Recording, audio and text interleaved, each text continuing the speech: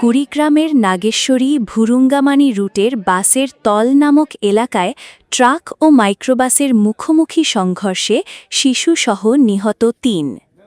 কুড়িগ্রাম থেকে রফিকুল ইসলামের প্রতিবেদনে দেখুন বিস্তারিত।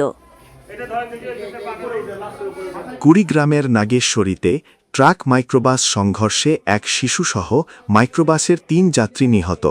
এই ঘটনায় আহত হয়েছেন ৫ নারীসহ আরও ৬ জন। মঙ্গলবার ২৮ এপ্রিল রাত 11:30টার দিকে উপজেলার কুড়িগ্রাম ভুরুঙ্গামারি সড়কের বাঁশেরতল নামক স্থানে এ দুর্ঘটনা ঘটে।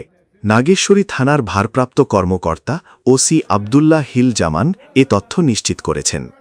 নিহতরা হলেন সাদিয়া, পিতা শামীম, নূর নবী, পিতা জাহেদুল, মাইক্রো ড্রাইভার লিমন। ১১ জন আহত, এর মধ্যে ৬ জন আশঙ্কাজনক বলে জানা গেছে। সকলকেই কুড়িগ্রাম সদর হাসপাতাল ও রংপুর মেডিকেল কলেজ হাসপাতালে পাঠানো হয়েছে।